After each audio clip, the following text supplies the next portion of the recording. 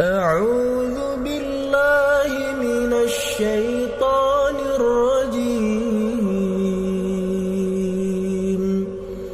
بسم الله الرحمن الرحيم.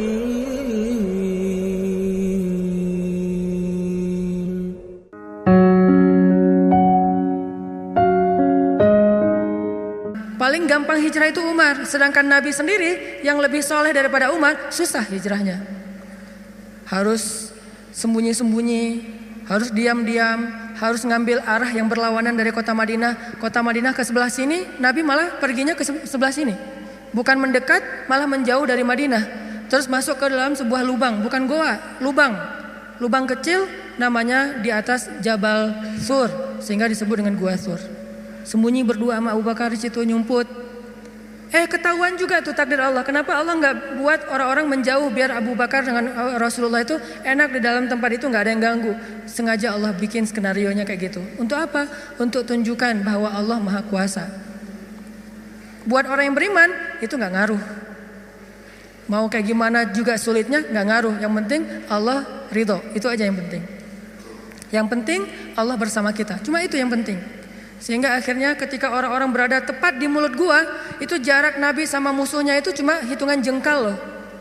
Setengah lutut mereka, setengah kaki mereka itu udah kelihatan sama Nabi kayak gini nih. Tepat di depan Nabi. Sampai Abu Bakar berbisik ke Rasulullah, "Ya Rasulullah, kalau mereka ngelihat ke bawah, pasti mereka akan menemukan kita. Gimana nih? Gimana nih?" Abu Bakar yang khawatir. Abu Bakar yang takut, bukan takut dan khawatir terhadap keselamatan dirinya, tapi khawatir terhadap keselamatan kekasihnya Rasulullah SAW. Saking sayangnya Abu Bakar kepada Rasul. "Ya Rasulullah, gimana nih, gimana nih?" Apa kata Rasulullah? "Ya Abu Bakar." Lembut Nabi ngomongnya. "Ya Abu Bakar, ma dhannuka bisnain? Allahu salisuhuma." Ya Abu Bakar, kenapa kamu mikir kita berdua doang? Bukankah Allah yang ketiga? Jadi kalau kita merasa sendiri, kenapa kita berpikir kita sendiri? Bukankah Allah yang kedua? Kalau kita merasa sedikit, kenapa kita berpikir sedikit? Bukankah Allah itu punya banyak pasukan yang diturunkan dalam perang Badar, perang Ahzab dan yang lainnya? Ma dhannuka bisnain, Allahu salisuhuma. Kenapa kamu mikir cuma berdua padahal Allah yang ketiga? La tahzan, innallaha ma'ana. Jangan khawatir ya Abu Bakar, Allah bersama kita.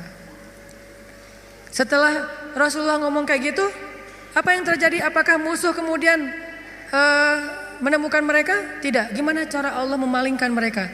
Allah palingkan hati dan pikiran musuh. Gak kepikiran ngelihat ke bawah, gak pengen juga ngelihat ke bawah. Ini cara Allah nih. Kalau ada berita bahwa di situ ada laba-laba, ada merpati bikin sarang, itu masih kontroversi di antara ulama. Ada ulama mengatakan itu benar, ada ulama mengatakan itu dhaif. Allahu alam. Tapi yang pasti Allah memalingkan mata, pikiran dan hati musuh dari melihat ke arah Rasul dan Abu Bakar. Itulah pertolongan Allah. Bukan ketemu terus tarung, musuh kalah. Gak usah serepot itu. Allah gak mau juga ngerepotin hambanya. Allah cuma pengen nunjukin kebesarannya aja. Dibuat musuh datang sampai sedekat mungkin, ukurannya cuma beberapa sentimeter, tapi dalam kedekatan yang luar biasa itu Allah tunjukin mereka tidak bisa ngapa-ngapain. Dipalingkan aja wajahnya, ngelihat ke semua sisi dilihat, tapi ke bawah enggak. Kan gak masuk akal kan? Kenapa bisa kayak gitu? Inilah kebesaran Allah. Padahal harusnya ngelihat ke semua sisi, termasuk lihat ke bawah, ada orang gak di dalam lubang-lubang itu. Gak kepikiran sama sekali. Apakah satu orang musuh? Ada puluhan musuh. Dan puluhan musuh itu tidak satu orang pun yang berpikir untuk ngelihat ke dalam lubang itu. Satu orang pun gak berpikir. Begitulah cara Allah menolong kita. Allah bisa buat semua hati sayang kepada kita, sehingga Allah angkat derajat kita. Allah mengangkat derajat seseorang, merendahkan yang lain. Tiba-tiba semuanya jadi simpatik sama kita, respect sama kita. Mudah banget buat Allah. Dan kita melihat itu dalam banyak kejadian dalam kehidupan kita. Ada orang yang tiba-tiba muncul, ada orang yang tiba-tiba tenggelam, dan itu cara Allah. Ada yang orang tiba-tiba Allah buat dia terkenal, tiba-tiba orang dihindarkan dari semua orang, tinggal sendiri. Itu sangat mudah buat Allah. Makanya berbaik sangkalah kepada Allah dalam semua urusan. Sehingga ketika kita berbaik sangka kepada Allah, Allah akan memperlakukan kita seperti apa yang kita persangkakan. Jaga Allah, Allah jaga kita. Itu satu. Hari ini dua aja nih. Gimana maksud jaga Allah sehingga Allah jaga kita? Satu, berbaik sangka. Kedua, arti jaga Allah, Allah jaga kita ada di Al-Baqarah. Fadhkuruni azkurkum. Ingatlah Allah ketika kita senang, nanti Allah ingat kita ketika kita susah. Itu ayatnya. Walaupun terjemahannya nggak sejelas itu. Terjemahannya ingat aku ingat kamu. Tapi tafsirnya maksudnya ingat aku ketika kamu lagi senang, ketika kamu lagi lapang, ketika kamu merasa nggak butuh, nanti aku akan ingat kamu ketika kamu lagi susah, lagi sempit, lagi butuh. Fadhkuruni adzkurkum. Jangan cuma ingat Allah pas kita butuh, sehingga nanti Allah baru akan ingat kita di kebutuhan berikutnya. Karena Allah membalas perbuatan kita, bukan langsung waktu itu. Jadi kalau kita mau ditolong ketika susah, jadilah orang yang selalu mengingat Allah ketika kita senang. Lagi gak ada masalah nih, tetap ingat Allah. Gimana ingat Allah ketika kita lagi senang? Bersyukur. Ketika dapat nikmat, alhamdulillah ini nikmat dari Allah. Diingat, Allahnya tuh dimention terus, di tag terus. Sehingga ketika nanti kita kekurangan, Allah akan bilang, itu hambaku lagi kekurangan, aku bantu deh. Karena ketika aku kasih dia nikmat, dia ingat aku. Begitu dia punya masalah, aku akan ingat dia. Apa contohnya? Contohnya, ada seorang laki-laki, ini cerita Nabi nih, hadis, tapi hadisnya dalam bentuk cerita. Ada seorang laki-laki lagi musafir di zaman sebelum zaman Nabi, mungkin di zaman Nabi Isa atau zaman Nabi sebelumnya, tidak disebutkan. Yang jelas umat terdahulu, Bani Israel. Ada seorang laki-laki lagi jalan, di tengah jalan dia ngelihat ada segumpal awan yang bentuknya aneh. Awan ini awan yang sangat gelap, warnanya abu pekat, benar-benar mau hujan deras, tapi ukurannya nggak besar, ukurannya seukuran satu petak sawah doang gitu. Dia perhatiin nih awan kok aneh, yang lain cerah, tiba-tiba ada satu awan kayak gitu. Gak lama dia memperhatikan, terdengar suara dari langit berbicara kepada awan, dan dia dengar suara itu. Apa kata-kata dari langit? Ya ghamam, iski mazra'ata fulan bin fulan. Wahai awan, turunkanlah hujanmu ke sawah fulan bin fulan. Fulan bin fulan ini disebutkan namanya. Wahai awan, turunkanlah airmu ke sawahnya fulan bin fulan. Setelah suara ini berbunyi, awan itu pun berarak, dibawa oleh angin. Berarak, laki-laki ini memperhatikan dan ngikutin. Kan tadi dia penasaran kan, dia kepoin mau kemana nih awan, ikutin tuh awan. Terus setelah sekian lama dia ikutin, awan itu pun berhenti di atas sebuah petak sawah, di antara banyak petak sawah. Jadi ada persawahan, awan itu berhenti di salah satu petak sawah. Tiba-tiba turun hujan lokal. Cuman di petak sawah itu aja, yang lain tetap kering, yang itu basah. Ini di tengah musim kemarau, ada awan yang turun hujannya cuma di satu petak sawah. Diperhatiin, aneh juga nih hujan lokalnya. Sampai akhirnya awannya hilang, hujannya reda.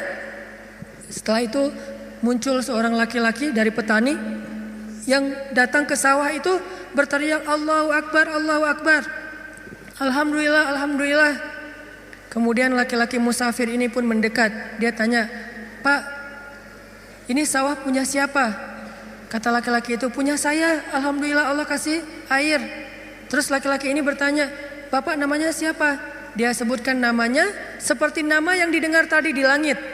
Berilah air ke dalam sawah fulan bin fulan. Nama saya fulan bin fulan. Masya Allah, ternyata orang inilah yang dimention dari langit tadi itu kepada awan. Terus musafir ini bertanya, Pak, dia cerita kejadiannya. Tadi saya ngelihat awan, mendengar suara dari langit, lalu awan itu menurunkan hujan hanya di petak sawah Bapak. Apa yang Bapak lakukan sehingga Allah mengistimewakan Bapak? Kenapa Allah memberikan air hanya ke sawah Bapak sementara yang lain tetap gersang? Apa yang Bapak lakukan? Kata laki-laki ini, kalau saya habis panen, dapat nikmat nih, panen raya. Kalau saya lagi panen, saya selalu membagi harta saya menjadi 3 bagian. 1 bagian saya berikan kepada fakir miskin sebagai bentuk syukur. Ingat Allah berarti. 1 bagian lagi saya berikan kepada keluarga saya sebagai kewajiban, nafkah. Dan satu bagian lagi saya jadikan sebagai modal untuk membeli benih-benih berikutnya. Diputar lagi tuh uang. Ternyata Allah ridho dengan apa yang dia lakukan. Dialah orang yang ketika senang ingat Allah, gak lupa sama Allah. Sehingga ketika dia susah, musim kemarau, musim kering, gak ada hujan, Allah ingat dia. Begitulah Nabi berkisah tentang laki-laki ini. Tentang bab syukur di dalam banyak cerita-cerita ulama. Berarti maksud dari menjaga Allah, Allah jaga kita adalah bersyukur kepada Allah. Ingat Allah ketika kita senang, ketika kita sehat. Nanti Allah juga akan ingat kita ketika kita susah, ketika kita sakit. Minimal ingatnya dalam bentuk Alhamdulillah, ini anugerah dari Allah. Alhamdulillah, ini karunia dari Allah. Jangan lupa. Sehingga kalau kita dapat nikmat, jangan bangga diri dulu, jangan besar kepala dulu, tapi mention Allah dulu. Alhamdulillah, ini nikmat dari Allah. Sehingga nanti kalau kita butuh Allah, Allah akan ingat kita. Dan itu berlaku dalam semua masalah kehidupan kita. Satu cerita lagi, gimana Allah ingat hambanya yang ketika normal ingat Allah. Cerita yang populer tentang 3 orang yang terkurung di dalam gua. Gimana mereka bisa selamat? Lagi jalan, touring, tiba-tiba badai. Masuk ke dalam gua berlindung. Karena badai akhirnya terkurunglah di dalam gua. Lagi touring tuh. Bahkan mungkin motornya ketinggalan di luar. Karena tadi pas buru-buru ya masuk ke dalam gua, motornya ditaruh di luar, terus mereka longsor. Gimana 3 orang ini bisa selamat dari kurungan gua? Dengan berdoa, ya Allah, dulu saya kayak gini. 1, berbakti kepada ibu. 2, tidak menzalimi pekerja. Yang 3, meninggalkan zina gara-gara takut kepada Allah. Artinya dulu pernah berbuat baik ketika dalam keadaan normal, beramal soleh. Nanti ketika mereka susah, amal soleh mereka dulu itulah yang akan menjadi wasilah Allah menolong mereka. Jadi jangan beramal soleh, rajin sholat, rajin ke masjid, rajin tilawah pas lagi ada masalah doang. Justru pas lagi normal kayak gini nih, kelihatan ikhlasnya. Kalau lagi ada masalah kan ada maunya tuh, bukan ikhlas ya. Walaupun Allah menghargai, tetap itu kebaikan, gak akan disia-siakan. Cuman mau lebih keren, jangan pas lagi ada masalah doang. Pas lagi normal, kayak lagi gak merasa butuh sama Allah, tetap rajin ke masjid, tetap sholat tepat waktu, tetap mengingat Allah, tetap membaca Al-Quran, tetap membantu orang lain, tetap berbakti kepada orang tua. Sehingga kalau kita ingat Allah ketika kita lagi normal, lagi susah, lagi suka, lagi lapang, nanti Allah Subhanahu wa Ta'ala akan mengingat kita ketika kita lagi susah dan lagi sempit. Itulah yang terjadi dalam banyak kisah-kisah yang diceritakan oleh Nabi. Mudah-mudahan ini bisa jadi booster buat kita teman-teman. Kesimpulannya satu-satunya berbuat baik atau habis-habisan yang gak bakalan dikecewain itu adalah habis-habisan kepada Allah. PDKT yang gak bakalan kecewa itu PDKT-nya kepada Allah. Telepon yang gak bakalan di-reject itu telepon Allah. Japri yang gak bakalan diantepin, japri ke Allah. Satu-satunya. Kalau yang lain bisa aja kita dicuekin. Kenapa? Mungkin dia sibuk, mungkin dia lupa, mungkin. Tapi kalau Allah enggak. Kedua, maka dari itu coba kita jaga hubungan kita dengan Allah. Siapa yang menjaga Allah, Allah jaga dia. 1, arti menjaga Allah adalah berbaik sangka kepada Allah. Allah juga akan berbaik sangka kepada dia. 2, ingat Allah ketika kita senang, nanti Allah akan ingat kita ketika kita susah. 3, sebagai penutup, arti berbaik sangka kepada Allah. Allah berbaik sangka kepada jaga Allah, Allah jaga kita. Sedikit lagi ini penting. Ridholah dengan nikmat yang sedikit, maka Allah akan ridho dengan amal yang sedikit. Memangnya amal kita banyak. Man radhiya bil qalil, kata Nabi, radhiyallahu bi qalilim min amalih. Siapa yang ridho dengan nikmat Allah yang sedikit, menurut dia sedikit, maka nanti Allah juga akan ridho dengan amalnya yang sedikit. Salat kita yang pas-pasan, ibadah kita yang pas-pasan, tilawah kita yang pas-pasan, Allah ridho. Kenapa Allah ridho?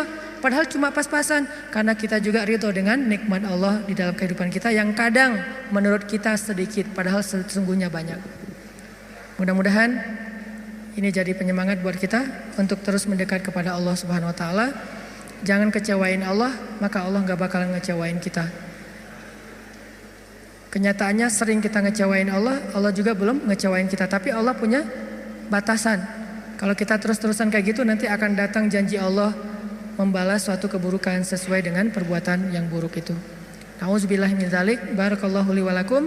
Wassalamualaikum warahmatullahi wabarakatuh.